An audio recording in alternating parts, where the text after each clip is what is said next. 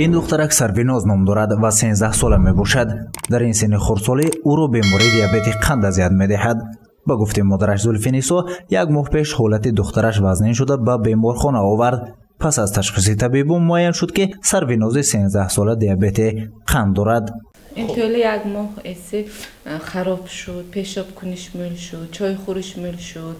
وقتی که ما به پلیکلینیک خودمون مراجعت کردیم، آنها به اینجا مراجعت دادن که با آنالیز گفتن برای قنبه 13 نوامبر اومده آنالیز خونشانده بیماری قندش. بس قریب یک هفته می شود که سرویناز در مرکز کلینیکوی اندوکرینولوژی ولایت سوق تبابت میگیرد. با گفته طبیب عبدالرحیم یونوسف حالت بیمار خوب بوده، بیشتر نشانه های بیماری در این مدت کم گردیده است. عبدالرحیم یونوسف ضمن صحبت افزود که بیماری دیابت قند بیماری غدود زیر معده بوده، از گرمان انسولین بسیار رول مهمی بازد. گفته شد که بیماری دیابت قند با دو گروه جدا می شود. گروه دیابت قند نوع یکم که در بین کودکان، نورسان و جوانان تا 35 سال بیشتر دیده می شود و دیابت قند نوع دوم که بیشتر در کلانسالان دیده می شود. اما نشانه های پیدایش بیماری در هر دو گروه نیز یک خیلی می باشد.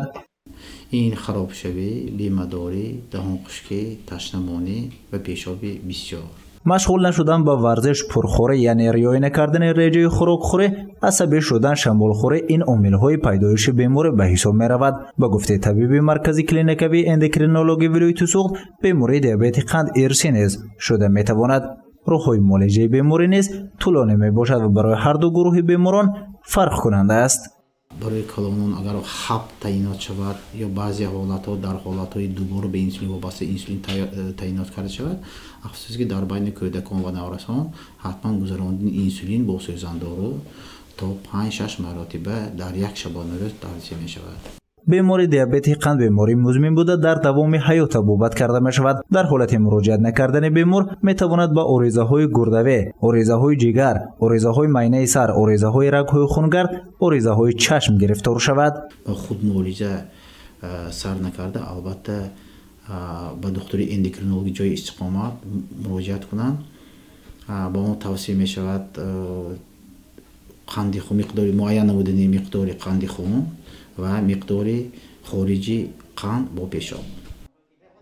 حالا در ولایت سوق زیاده از 12,000 نفر بیماران دیابت قند به قید گرفته شدند که در بین آنها 186 نفرشان را کودکان تا سن 14 ساله تشکیل می‌دهند. هر سال در ولایت سوق موافق معلومات آماری مرکز کلینیکوی اندوکرینولوژی ولایت سوق به نام جهان نبیف زیاده از 1000 نفر مبتلای دیابت قند می‌گردند. با گفته مادر سرویناز حالت دخترش خوب بوده، نیت دارد از روی گفته طبیبان عمل نموده به سلامتی دخترش اهمیت جدی دهد. مورد اعتباران 13 نوامبر ما معالجه کردیم بیاکلا بهتر. حالتش نقص این خسته نمیشید. بیمار بود خون میره پازه بیاکلا بهتر. باید گفت که بیماران گرفتار دیابت قند برای معتدل نگاه داشتن سطح قند خون باید همیشه انسولین قبول کنند.